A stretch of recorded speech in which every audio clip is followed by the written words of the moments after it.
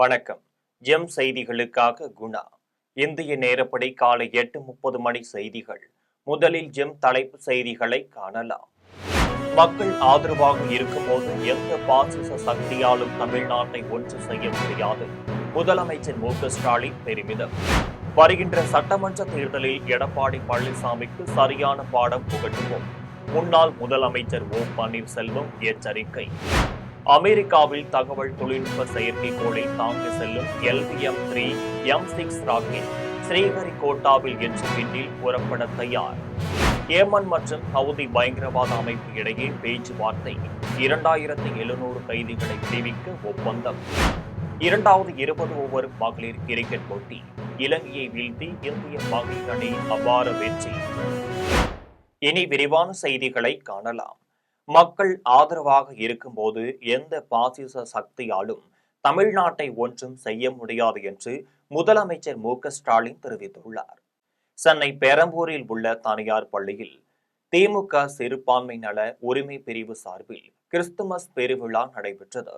இந்த விழாவில் முதலமைச்சர் மு.க.ஸ்டாலின் கலந்து கொண்டு கேக் வெட்டி நலத்திட்ட உதவிகளை வழங்கினார். பின்னர் அவர் பேசிய போது, மக்கள் ஆதரவாக இருக்கும்போது எந்த பாசிச சக்தியாலும் தமிழ்நாட்டை ஒன்றும் செய்ய முடியாது. தொடர்ந்து உங்களுக்கு துணையாக திமுக மதச்சார்பற்ற முற்போக்கு கூட்டணியும் உறுதியாக இருக்கும். இதேபோல் என்றைக்கும் நீங்கள் எங்களுக்கு துணையாக இருக்க வேண்டும் என்று கேட்டுக்கொண்டார். வருகின்ற சட்டமன்ற தேர்தலில் எடப்பாடி பழனிசாமிக்கு சரியான பாடம் புகட்டுவோம் என்று முன்னாள் முதலமைச்சர் ஓ பன்னீர்செல்வம் தெரிவித்துள்ளார். சென்னை புரசைவாக்கத்தில் அதிமுக தொண்டர் உரிமை மீட்புக் குழு ஆலோசனை கூட்டம் முன்னாள் முதலமைச்சர் ஓ பன்னீர்செல்வம் தலைமையில் நடைபெற்றது. இந்த கூட்டத்தில் எடப்பாடி பழனிசாமி தலைமையிலான அதிமுகவில் இணையப் போவதில்லை என தீர்மானம் நிறைவேற்றப்பட்டது. அப்போது ஓ பன்னீர்செல்வம் பேசிய போது, எடப்பாடி பழனிசாமி இல்லாத அதிமுகவில் ஒன்றிணைவோம் என்ற வைத்திலிங்கம் கருத்தை வழிமொழிகிறேன். தொடர்ந்து எடப்பாடி பழனிசாமி தலைமையிலான அணியில் இருப்பதை வெட்கக்கேடு என்றும் அவருக்கு வருகின்ற சட்டமன்ற தேர்தலில் சரியான பாடம் புகட்டுவோம் என்று தெரிவித்துள்ளார். ஆந்திர மாநிலம் ஸ்ரீஹரிகோட்டாவில் LVM-3 M6 ராக்கெட் வாயிலாக ப்ளூ பேர்ட் செயற்கைக்கோள் விண்ணில் இன்று நிலைநிறுத்தப்பட உள்ளது.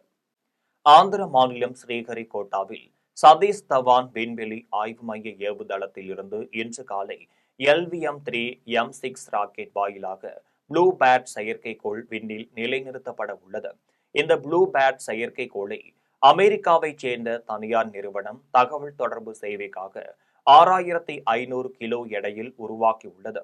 இதனால் தொலைதூர கிராமங்களுக்கு மொபைல் போன், அதிவேக இணையதள சேவைகளை வழங்க உதவுகிறது. இதையடுத்து ராக்கெட்டிற்கு தேவையான எரிபொருள் நிரப்பும் பணி நிறைவடைந்து ஏவுதளத்தில் தயார் நிலையில் உள்ளது. மேலும் ராக்கெட் மற்றும் செயற்கைக்கோளின் செயல்பாடுகளை விஞ்ஞானிகள் தீவிரமாக கண்காணித்து வருகின்றனர். ஏமன் உள்நாட்டு போரின் போது பிடிபட்ட 2700 கைதிகளை விடுவிக்க ஏமன் அரசும் ஹவுதி பயங்கரவாத அமைப்பும் பரஸ்பர ஒப்பந்தம் செய்துள்ளனர். ஏமனில் சவுதி அரேபியா ஆதரவிலான கூட்டணி அரசிற்கும் ஈரான் ஆதரவு பெற்ற ஹவுதி பயங்கரவாதிகளுக்கும் இடையே 2014ஆம் ஆண்டு முதல் உள்நாட்டு போர் நடந்து வருகிறது. இதில் ஆயிரக்கணக்கானோர் உயிர் மாய்க்கம் செய்யப்பட்டனர். மேலும் ஏராளமானவர்கள் பிணைய கைதிகளாக பிடித்து வைக்கப்பட்டனர். இந்நிலையில் ஓமன் தலைநகர் மஸ்கட்டில் ஐக்கிய நாடுகள் சபையின் மத்தியஸ்தின் கீழ் ஏமன் அரசிற்கும் ஹவுதி பயங்கரவாதிகளுக்கும் இடையே 12 நாட்கள் பேச்சுவார்த்தை நடைபெற்றது. இந்த பேச்சுவார்த்தையின் முடிவில் ஹவுதி தரப்பில் இருந்து 1700 கைதிகளையும், அரசு தரப்பில் இருந்து 1200 கைதிகளையும் விடுவிப்பது என ஒப்பந்தம் செய்யப்பட்டுள்ளது. கடந்த 10 ஆண்டுகளில் இது மிகப்பெரிய கைதிகள் பரிமாற்றமாக பார்க்கப்படுகிறது. இரண்டாவது 20 ஓவர் கிரிக்கெட் போட்டியில் இலங்கையை வீழ்த்தி இந்திய மகளிர் அணி அபார வெற்றி பெற்றுள்ளது. ஆந்திர மாநிலம் விசாகப்பட்டினத்தில் இந்தியா இலங்கை மகளிர் கிரிக்கெட் அணிகளுக்கான இரண்டாவது 20 ஓவர் கிரிக்கெட் போட்டி நடைபெற்றது. இந்த போட்டியில் இந்திய அணி டாஸ் வென்று பந்து வீச்சை தேர்வு செய்தது. இதன்படி இலங்கை அணி முதலில் பேட்டிங் செய்து 9 விக்கெட் இழப்பிற்கு 128 ரன்கள் மட்டும் எடுத்தது. இதையடுத்து 129 ரன்கள் என்ற இலக்குடன் களம் இறங்கிய இந்திய அணி 11 ஓவர்களில் 3 விக்கெட் இழப்பிற்கு 129 ரன்கள் எடுத்து அபார வெற்றி பெற்றது. இதில் அதிரடியாக ஆடிய சபாலி வர்மா 34 பந்தில் 69 ரன்கள் குவித்து ஆட்டமிழக்காமல் இருந்தார். பின்னர் இந்த வெற்றியின் மூலம் தொடரில் இந்திய அணி 2-0 என முன்னிலை வகிக்கிறது. 2026ஆம் ஆண்டு சட்டமன்ற தேர்தலில் அதிமுக கூட்டணி மகத்தான வெற்றி பெறும் என்று பொதுச் செயலாளர் எடப்பாடி பழனிசாமி தெரிவித்துள்ளார். தமிழக பாஜக தேர்தல் பொறுப்பாளராக நியமிக்கப்பட்டுள்ள பியூஷ் கோயல் சென்னையில் அதிமுக பொதுச் செயலாளர் எடப்பாடி பழனிசாமியை சந்தித்து பேசினார். பாஜக தலைவர்களும் அதிமுக தலைவர்களும் சுமார் 1 மணி நேரத்திற்கு மேலாக தொகுதி பங்கீடு குறித்து பேச்சு நடத்தினர். அதன் பின்னர் செய்தியாளர்களிடம் பேசிய எடப்பாடி பழனிசாமி 2026ஆம் ஆண்டு சட்டமன்ற தேர்தலில் அதிமுக கூட்டணி மகத்தான வெற்றி பெறும் என தெரிவித்தார். இதனைத் தொடர்ந்து தமிழக பாஜக தேர்தல் பொறுப்பாளரான பியூஷ் கோயல் தமிழ்நாட்டில் நடைபெறும் சட்டமன்ற தேர்தலில் திமுகவை அதிமுக கூட்டணி வீழ்த்தும் என்றார். திமுக அரசை அகற்ற வேண்டும் என்றால் எதிர்ப்பில் தமிழக மக்கள் இருப்பதாகவும் அவர் தெரிவித்தார். Plans for the coming few months, we are going to work to reach out to meet the people of Tamil Nadu, to meet the aspirations of the youth of Tamil Nadu, to meet the demands of growth, jobs and progress.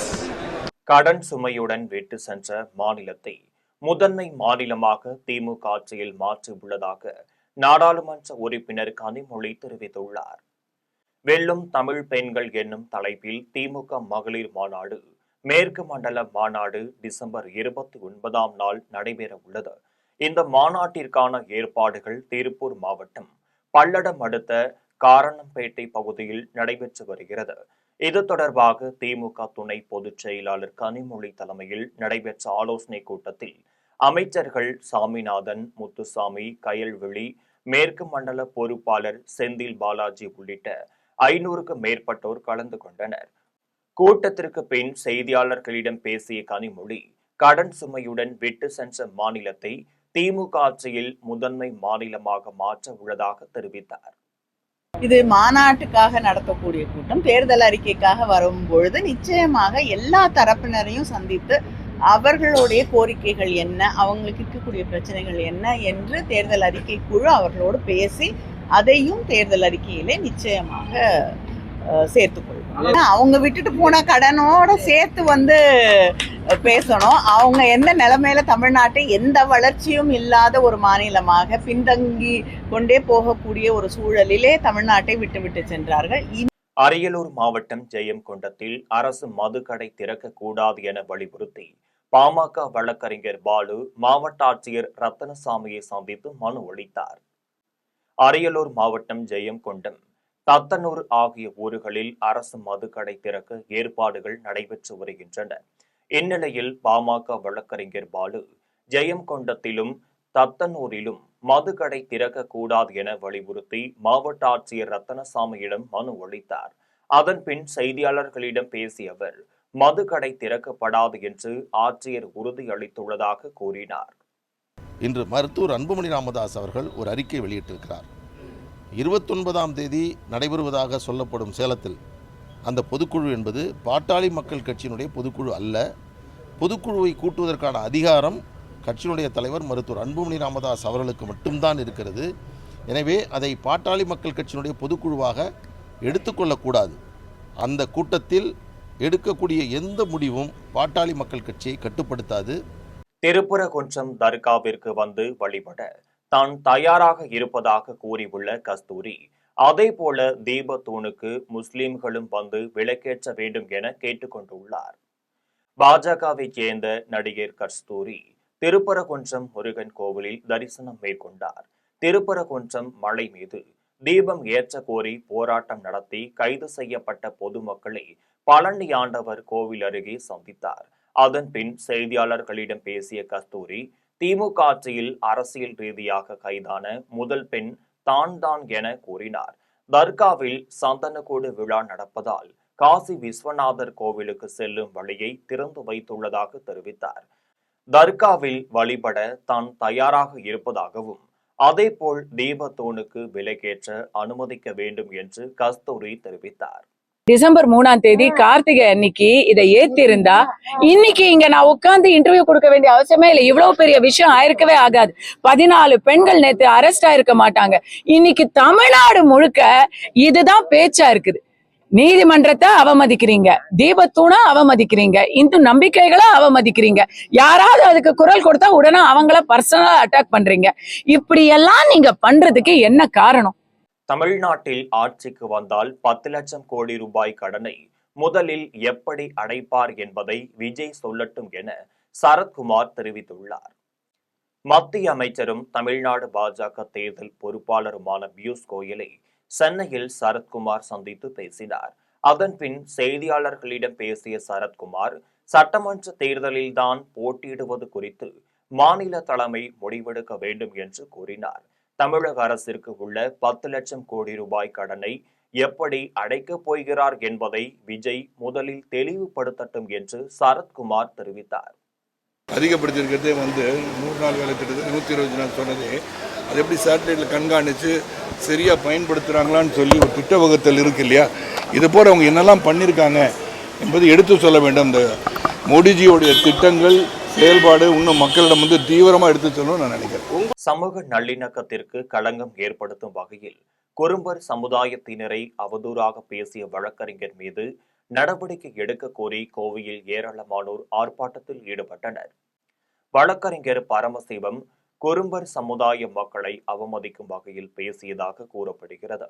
இதை கண்டித்தும் அவர் மீது நடவடிக்கை எடுக்க வலியுறுத்தியும் கோவை சிலுஞ்சிலுவை சங்கம் முன் மக்கள் சமூக நீதி பேரவை குறும்பர் சங்கத்தினர் இணைந்து ஆர்ப்பாட்டத்தில் ஈடுபட்டனர்.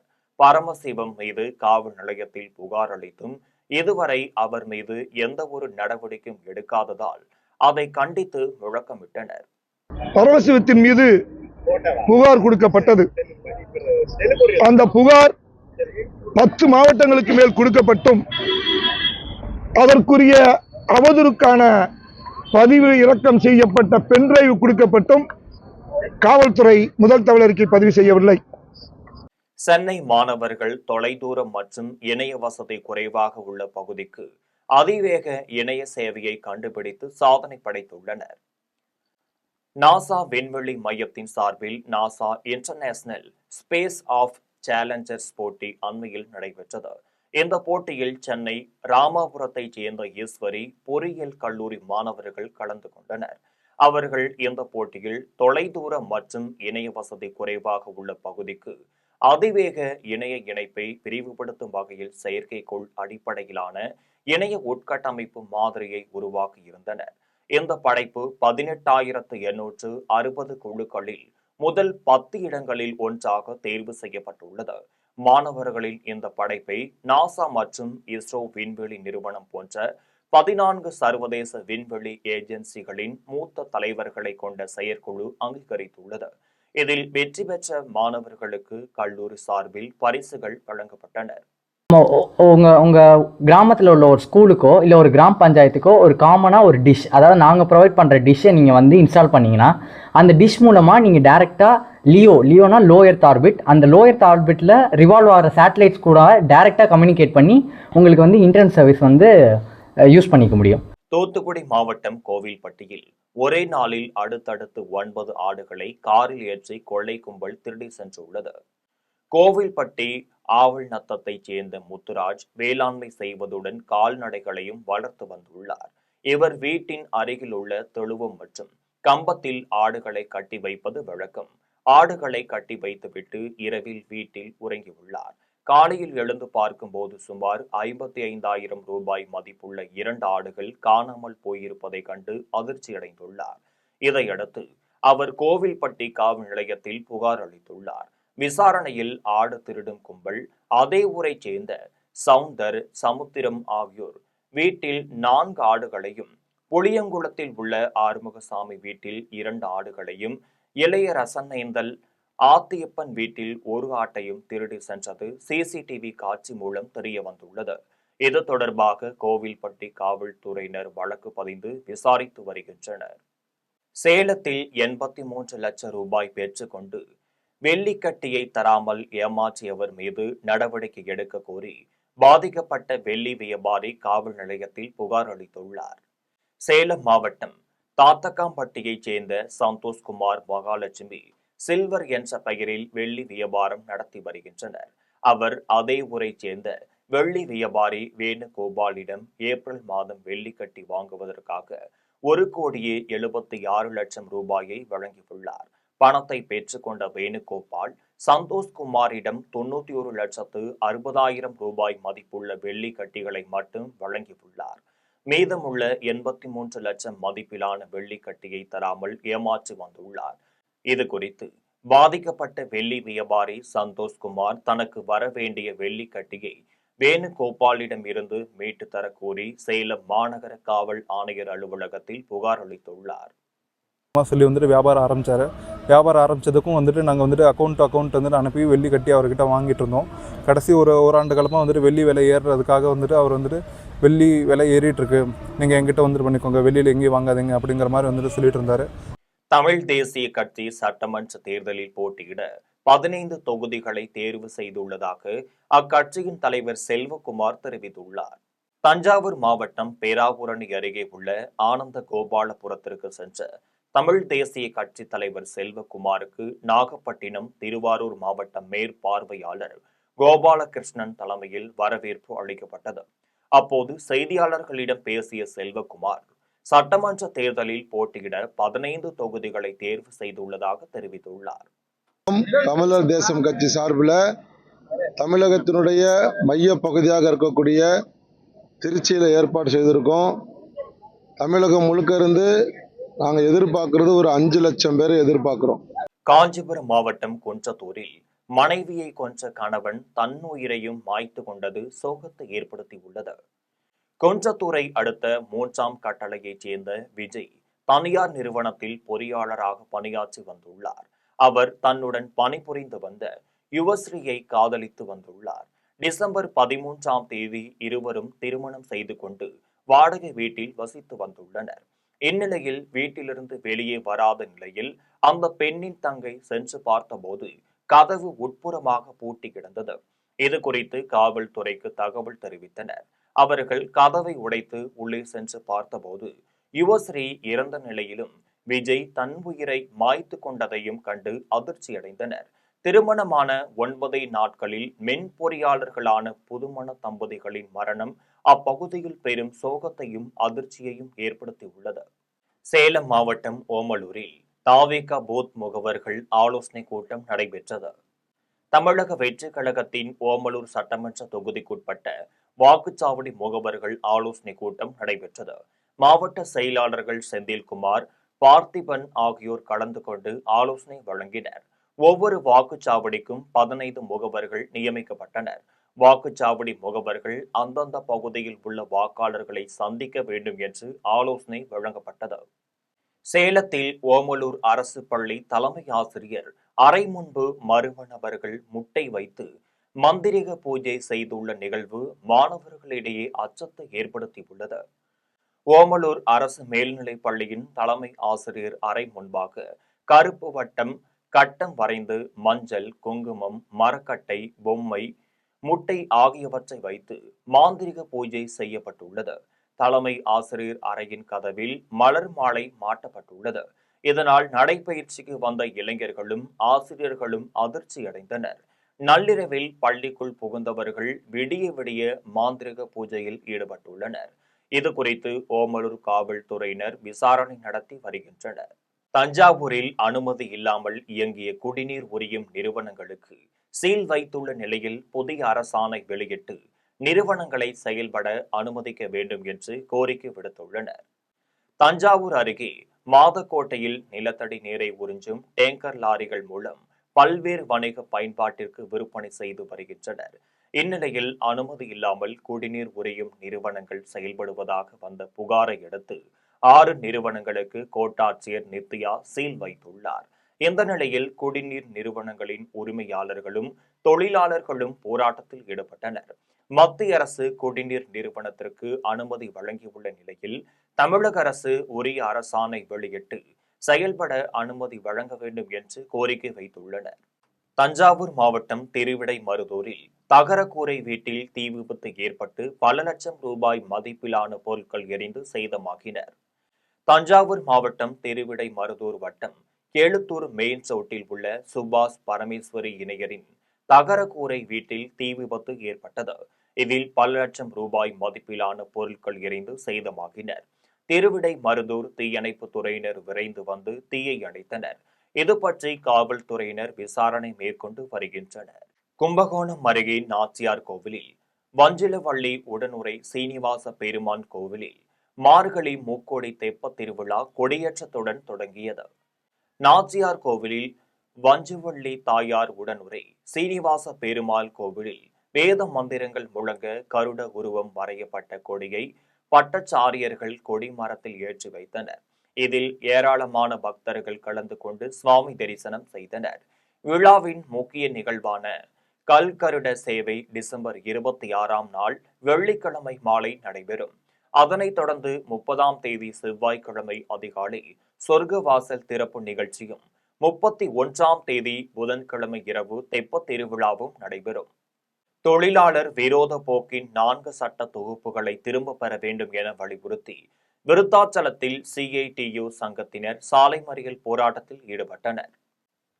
கடலூர் மாவட்டம் விருத்தாச்சலம் பாலக்கரை ரவுண்டானாவில் ஒன்றிய நரேந்திர மோடி அரசை கண்டித்தும் பல்வேறு கோரிக்கைகளை வலியுறுத்தியும் CITU சங்கத்தின் விருத்தாச்சலம் வட்ட ஒருங்கிணைப்பு குழு சார்பில் மாவட்ட துணைத் தலைவர் ஜீவானந்தம் தலைமையிலும் மாவட்ட செயலாளர் தேசிங், மாவட்ட துணைத் தலைவர் தனம் ஆகியோர் முன்னிலையிலும் CITU சங்கத்தினர் கண்டன ஆர்ப்பாட்டத்தில் ஈடுபட்டனர்.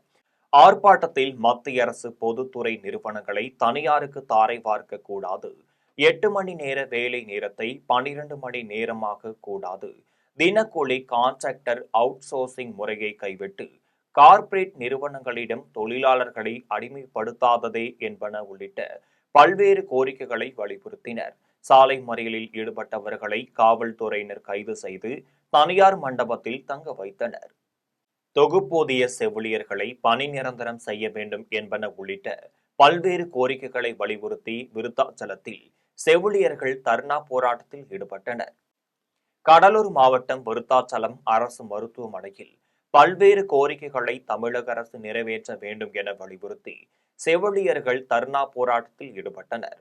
போராட்டத்தில் தொகுப்பு ஊதிய செவிலியர்களை பணி நிரந்தரம் செய்ய வேண்டும், சம ஊதியம் வழங்க வேண்டும், மகப்பேறு விடுப்பு வழங்க வேண்டும், கொரோனா காலத்தில் பணி நீக்கம் செய்யப்பட்டவர்களுக்கு மீண்டும் வேலை வழங்க வேண்டும் என்பன உள்ளிட்ட பல்வேறு கோரிக்கைகளை வலியுறுத்தினர்.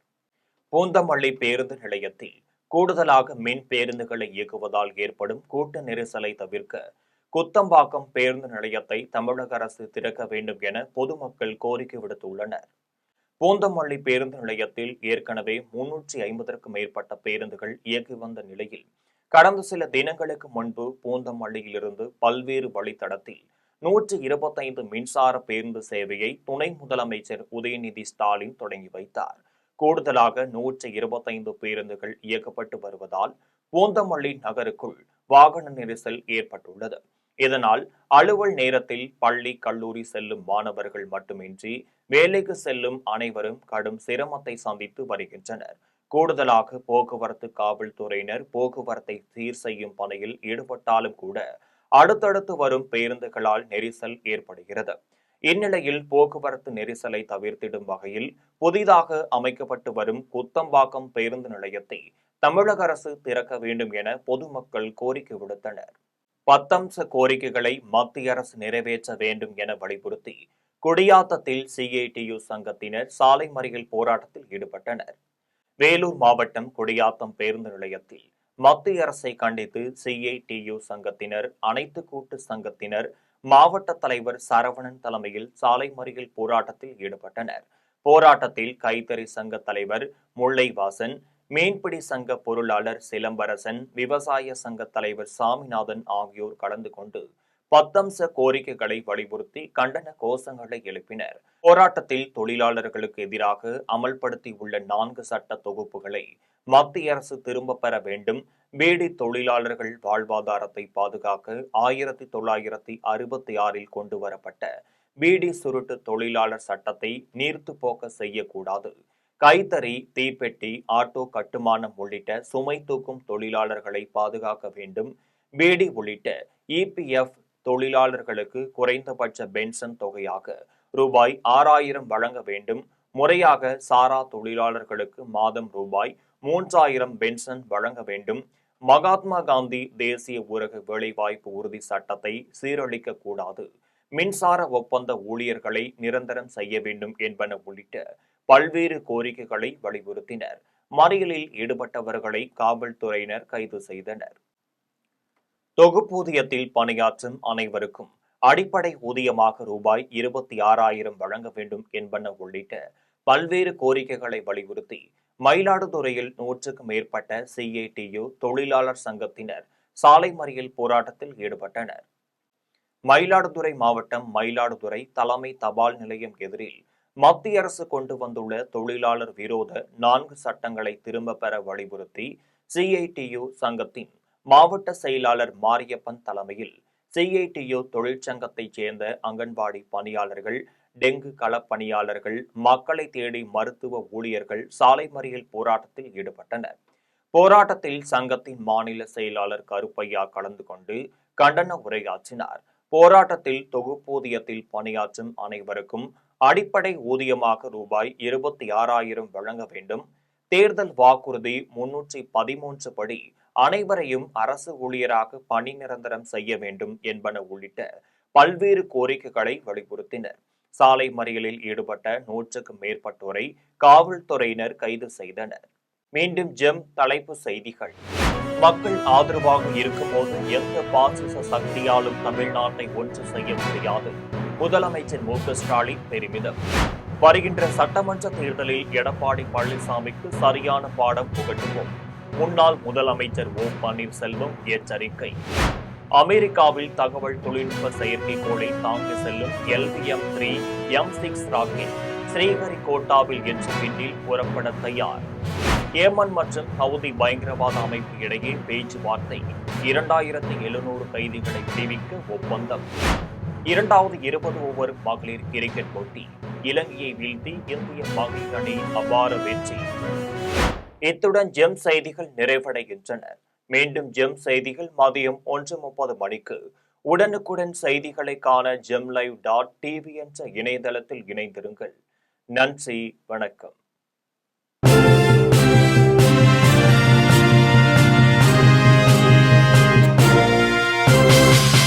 உடனுக்குடன் அப்டேட் தெரிந்து கொள்ள ஜெம் டிவி தமிழ் ஆப்பை இன்ஸ்டால் செய்யவும்.